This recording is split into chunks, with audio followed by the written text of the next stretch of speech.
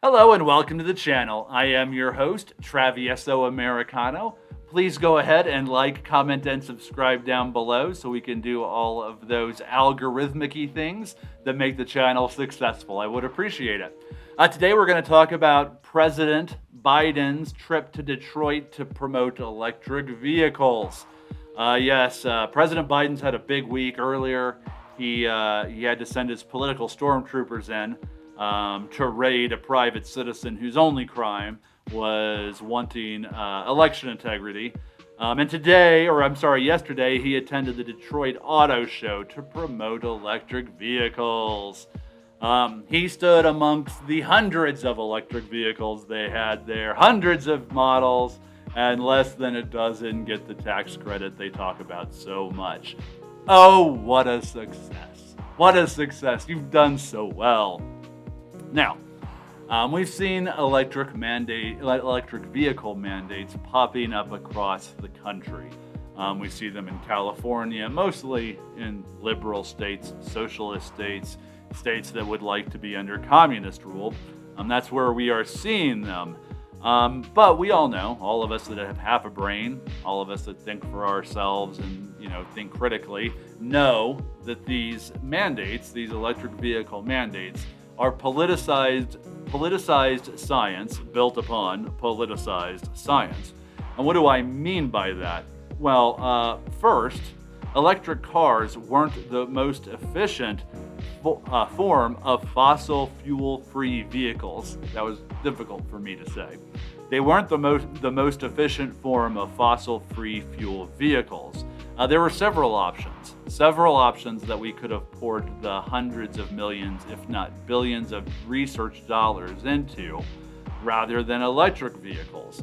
Options that would have provided the consumer a better car at the end, a better automobile at the end of the day, but we didn't do that. We poured all that money into electrical vehicles, which aren't as efficient and aren't, frankly, they don't run as well.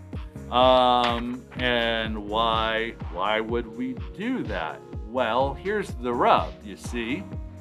Oh, let's take down Mr. Gore there. Here's the rub. You can carry gasoline in one of those red cans and give it to your buddy, right? Hydrogen, I presume you'd be able to carry around in some sort of container to fill your vehicle. It's transferable. It's portable.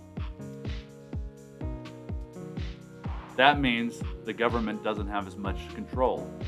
You can transfer it to a third party. However, with electricity, you have to plug into the grid. The government has to give you permission to use electricity in your vehicle. They can deny it to you. And sure, you can get electricity off the grid. It's possible. But in terms of the amount, maybe one or two people could live that way, but it's certainly not a solution for most Americans. So the government has to give you permission for electric vehicles.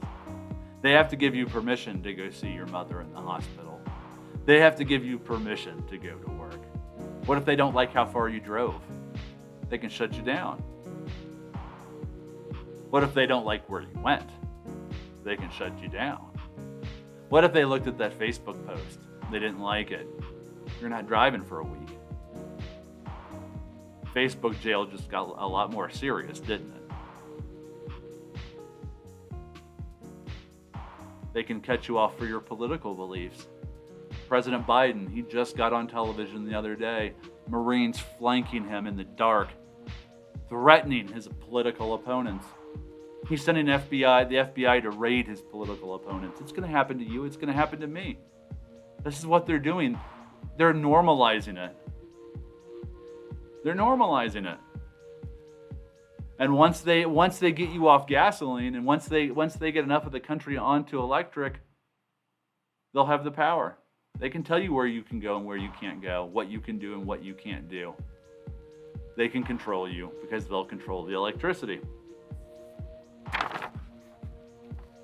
And they did all this. They're doing all this without making the investment into the grid itself without updating the grid. They're doing all this while destroying coal production.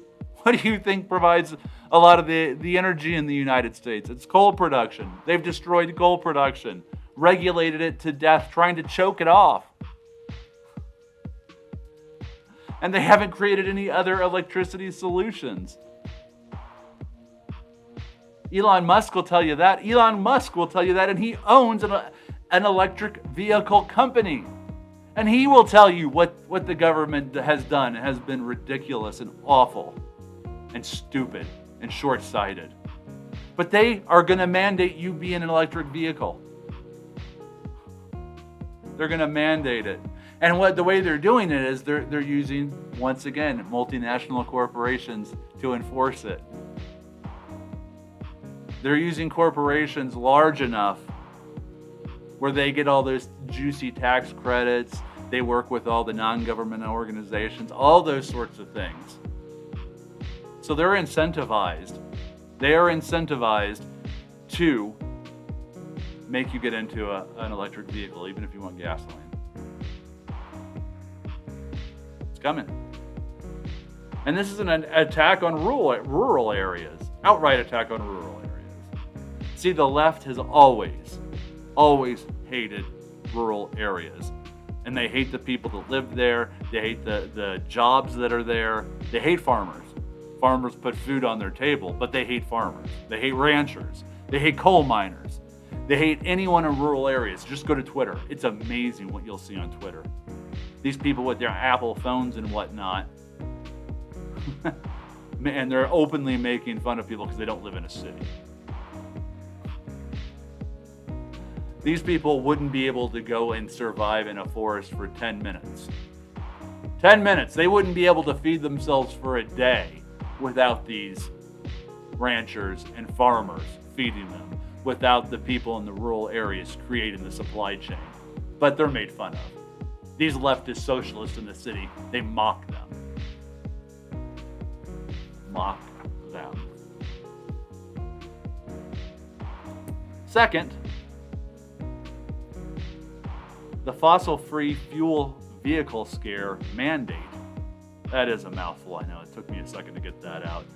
The fossil-free fuel vehicle scare and mandate was created. Again, politicized science. It was politicized science, contrived crises.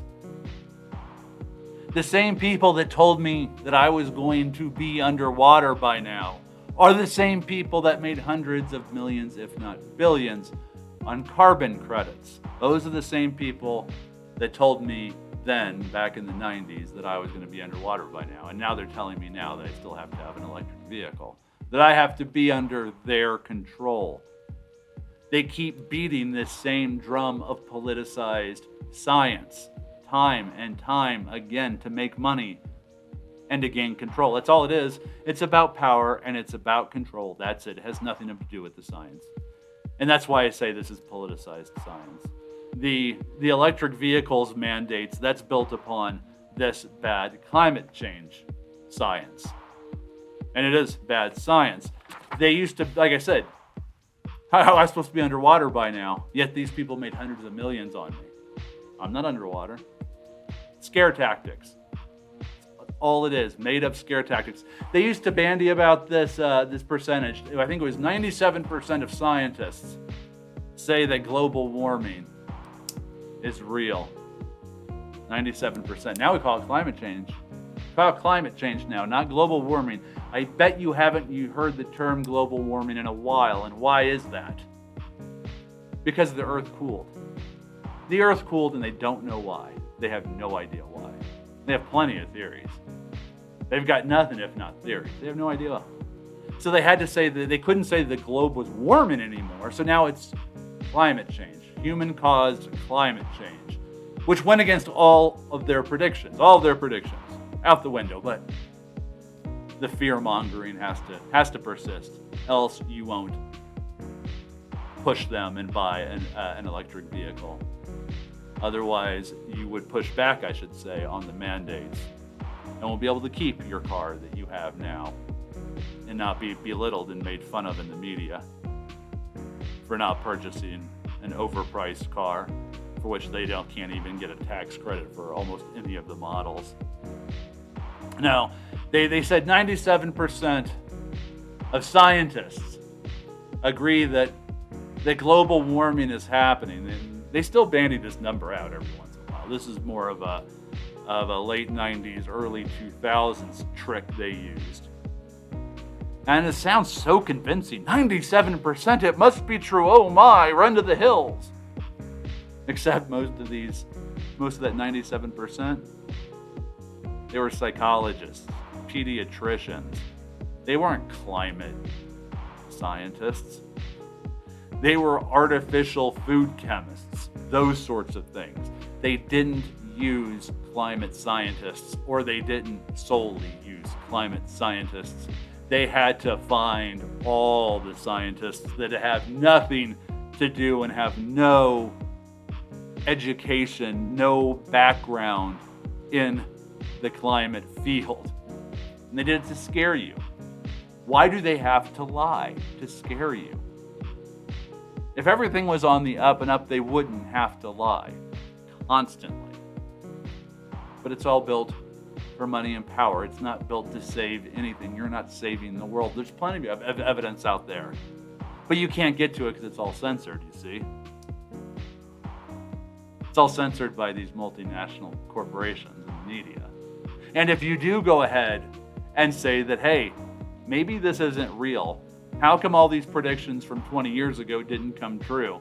And how come you're still making the same type of predictions today? Oh, well, then you're the bad guy. Then you're a climate denier. You're a denier. Okay, I'm a climate denier. Good for me. I think for myself. I'm not like you socialist, communist idiots out there. I have a brain. I think when something doesn't make sense, I realize it. I don't engage in this mob group think just because I want everyone to like me.